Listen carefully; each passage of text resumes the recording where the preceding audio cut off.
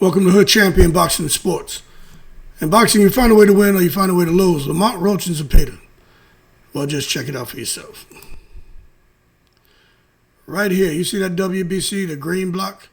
It is showing the WBC title is vacant at 135 pounds. So Lamont Roach is, no kidding, going to drop to 135 pounds from 140 where he last fought. And he's going to be facing William Zepeda. Now, William Zepeda is ranked number 1. Lamont Roach is ranked number 2. And, you know, and that's all good. But I'm just telling you, man, y'all are in for a fight. Now, what makes all this even more interesting is when you take a look at this right here. Gervonta Davis and Isaac Pitbull Cruz are supposed to be talking about fighting as well. Now, they're not fighting on the same card. But for Gervonta, I don't know if he's going up to 140. I don't know what's going to happen with the weight. But this right now is what we can expect out of these 4 fighters. Roach and Zepeda, Gervonta, and Pitbull Cruz.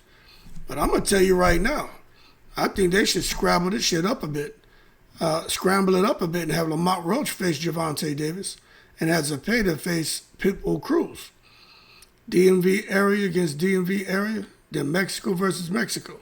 Stylistically, Zepeda and Cruz makes fireworks.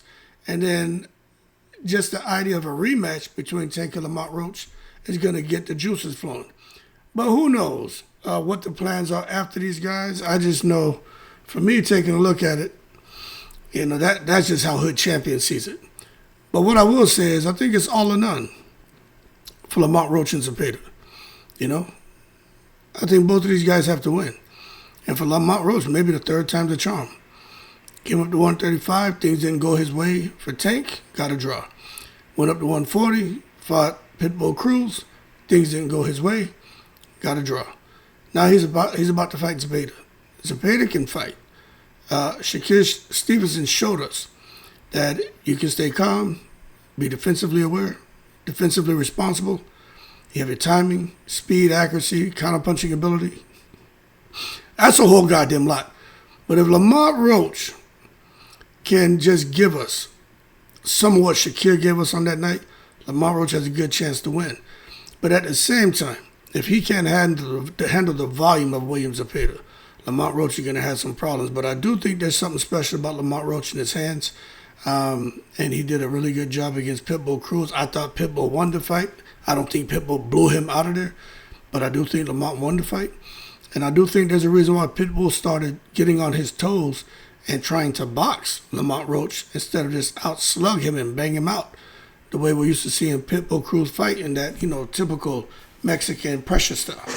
So there's something about Lamont Roach's hands, obviously, because we saw it when he fought Gervonta Davis too. Gervonta didn't like what was coming back at him. But I think there's a little bit of a storyline here when you look at both of these guys, because Lamont Roach is a technical boxer. He's got discipline, he's got IQ, he's got power, he can fight. Zepeda, relentless, brings the pressure.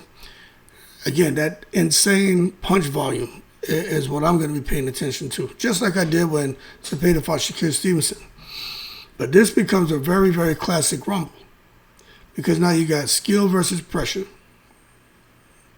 You got defense versus activity and precision versus chaos. And one thing about Zepeda, he ain't looking for no clean fight. He wants chaos. He wants to be on top of you. He wants to be letting his hands go. He wants to just keep chopping you down and eventually overwhelm you and just force you into early retirement. You know what I'm saying? But not so easy when it comes to Lamont Roach, because Lamont Roach has a whole lot of strengths. Fundamentally sound. I was watching when he fought Pitbull Cruz. I saw when he fought Gervonta, but I wasn't paying attention to it like that because I didn't expect him to win. But when he fought Pitbull, I said, okay, what is it that I wasn't paying attention to for this man to be so successful against Gervonta? But I saw when he fought Pitbull, I was like, yo, this dude is no joke. There's a lot of little things that you don't catch until you watch the replay and watch him slow it down that Lamont Roach was doing inside that ring. Lamont Roach, man, his fundamentals are outstanding. He got great counter-punching. He's very responsible and disciplined on defense. Strong jab and smart ring generalship. And to be honest with you, Roach is the kind of fighter. He doesn't panic under pressure. He knows what his strengths are. And all that shit showed up against Gervonta Davis. And it showed up against Pitbull Cruz as well. He can make adjustments round to round, and he can win rounds with clean punching. So Lamont Roach has got what it takes, man. But the problem is, when we start talking about the weaknesses, he can crack, but he's not a huge puncher. You know what I'm saying? But he can crack. I think he likes to fight at a controlled pace. Zepeda's not going to give him that. And he can get outworked if the opponent throws nonstop punches. And that's where I'm going to be paying attention to Zepeda, to see if Lamont Roach can really handle that volume that Zepeda's going to bring to the fight. But the only concern about Lamont Roach and Zepeda is Zepeda's volume. That's it. I ain't worried about his IQ. I ain't worried about him cutting the ring off. I'm not worried about none of that. It's just the volume. But the more you let your hands go, the more there's a chance counterpuncher can start to, bing you and make you very miserable. Now, when you talk about Zepeda, of course, his strengths, it's no surprise that the high volume of punches, he's one of the few fighters in boxing that can do what he does and throw 70 to 100 punches per round from the first round to the last round. So you got to pay attention to that. Also, he's a Mexican fighter, so he goes really well to the body. He has a really good body attack. It's just that pressure, durability, and the volume of punches. You know what I'm saying?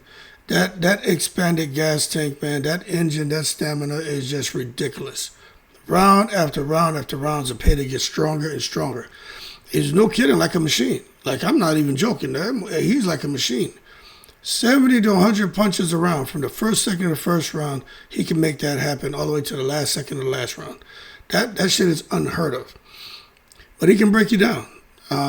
He can force mistakes. If you can't stay calm and composed, he can force you to make mistakes, and he will start to exploit you. But his defense isn't the best. Does he have defense? Yeah, but his defense isn't the best. So I think Lamont Roach is going to be able to touch him up because he can be hit clean. And sometimes, the cutting of the ring off, he doesn't seem to be that effective with cutting the ring off.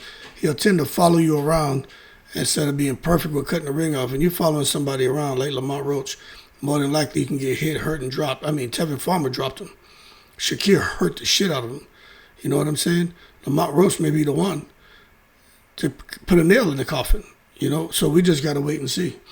But I'm just telling you, he relies a lot on that pressure and volume of punching, but I think a slick boxer can make him miss and can counter him. And I think Lamont Roach hits hard enough to where Zepeda will realize this isn't Zepeda. Zepeda will realize this isn't Tevin Farmer, and this isn't Shakir Stevenson I'm in here with. And Lamont Roach may mess around and get the knockout, but it's a style clash, so everyone's going to have an opinion on who wins the fight. I'm just telling you, to me, if Roach wins, he's got to keep it as a technical boxing match. He's got to be able to have a little bit of Shakir Stevenson in him to be able to win, because it's not that easy to turn it into a technical boxing match. Farmer fought him twice. The first fight, some people thought Farmer won. Second fight, he did not win. And it was Shakir Stevenson. Even Shakir, he still had, a tough time in there with Zepeda. When I say a tough time, doesn't mean Shakir was getting touched up and hurt. No, I mean that Shakir had to be locked on. He had to be focused 100% because them punches were just coming at him, you know what I'm saying? But let's see what happens here, because I just think if Roach, early rounds we're going to know, because if Roach ends up on the ropes, we can't have Roach on the ropes. Can't be a Roach on the ropes. That would be all bad, because he's got to make Zepeda reset. He has to turn him, use angles, clinch when necessary, make him reset, pivot, move laterally. He's got to do it and use that jab constantly. He got to kind of adopt some of that shit Shakir Stevenson was doing. He's got to do it.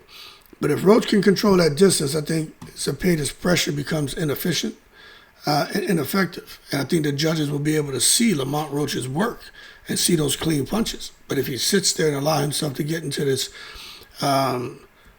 hail of punches going back and forth, you know what I'm saying? Judges may not see what Lamont Roach is doing. And like I said, it's hard to see the things Lamont Roach do until sometimes they give us boxing fans who are watching from home the replay and they slow it down, and you see all the magnificent things that Lamont Roach does in the ring. But Roach could win by decision. Now with Zepeda, it could be a wide decision or a late stoppage. It's if he can effectively implement his game plan. But he's got to be able to cut the ring off, attack the body, get Lamont Roach on the ropes, force the exchanges, make it a war, not a clean fight. He got to make it ugly. And he just got to try to trap Roach. You got to bring the raid in the ring, you know what I'm saying? And just start spraying his ass, because if he forces Roach to trade, I think the volume could overwhelm Roach if Roach can't land something cleanly to hurt Zepeda. But that volume punching again, I can see Roach in the first 4 rounds. First round landing 12 punches. Second round 12, 15, 10. Fourth round maybe 16. But then Zepeda's throwing 70 to 100 punches around. If Zepeda's having his way, he's landing 25 to 30 every round. The judges are looking at that shit and they're favoring activity. So Lamont Roach is going to have it. He's going to have it tough. He's going to have it tough. And that's why Zepeda's been so successful, because it's just the activity level. You know what I'm saying? He just throws a lot of punches. So judges are scoring the most punches thrown instead of the most punches landed sometimes. And Roach could walk into that situation, but Roach does have a lot of experience. Fought smart boxers, disciplined fighters, guys with power. He got great composure. Zepeda's fought aggressive fights, but not many elite counter punches, so he gets another one with Roach. But I wonder what's going to happen with the body punching. Roach can go to the body too, but with Zepeda, I wonder if he's going to be able to slow Roach's legs down, make him a stationary target, then start to, basically try to bang him out of there. I don't know. But with me just taking a look at it, first 4 rounds, they're both going to have all their stamina. They're both going to be, looking really sharp. But maybe Roach has his most success in the first 3-4 rounds. With all the things that we talked about, movement, the counters. But then after round 4, the middle rounds, maybe Zepeda picks up the pressure, throwing more punches, really putting his foot on the gas. And all of a sudden, just because of his activity, the judges are scoring punches thrown, not landed. And Zepeda and Roach, it kind of balances out as far as the scorecards. But then you get into them late rounds, I'm just telling you, if Roach can survive and box smart and he has the conditioning he needs, Roach could win. But if not, Zepeda's going to overwhelm him and Zepeda's going to get a victory. So it's tough to call. Lamont Roach is cutting back down to 135. I mean, I don't know. It's a tough one to call. But just when you look at Zepeda, the punch volume, the pressure, the conditioning, it's going to be at, 135. Lamont Roach is coming back down. I think Roach will have success early, but I think Zepeda may get him down the stretch. I mean, when I really think about it, he may get him down the stretch. Them rounds 5, 6 through 12 could be brutal if Roach doesn't knock him out. So I think early the fight favors Roach, down the stretch it favors Zepeda. And I think Zepeda may get the nod if it goes the distance. But Roach, I think, has to knock him out.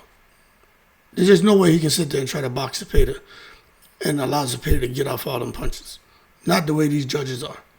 No way. The judges haven't been doing Lamont Roach any favors anyway, right? So you got to take that shit out of their hands. And if he can do that, then, he's smooth sailing. He set cruise control and just chill. But if he can't take the fight out of the judges' hands and get a knockout, I think Roach is going to lose. And it's not a matter of getting jerked. I just think he's going to lose. It's just a dangerous, dangerous fight, man. But I'm not underrating Lamont Roach's skills. He's got skill. He's got power. He can expose Zepeda's defense. But again, early I got Roach. But down the stretch, I just think pressure fighters beat lower power boxers more often than not. And if Roach can't show the power, he didn't show it. He showed some power against Tank, but not the ability to knock him out. He showed some power against Pitbull, but not the ability to knock him out. I don't see how he's going to show power against Zepeda and knock him out. So anyway, Roach and Zepeda ordered for that vacant WBC title. I just think Roach got his hands full. But it's going to be interesting. It could go either way. It's just going to be interesting. I'll leave it as that. Roach needs a knockout in the breeze.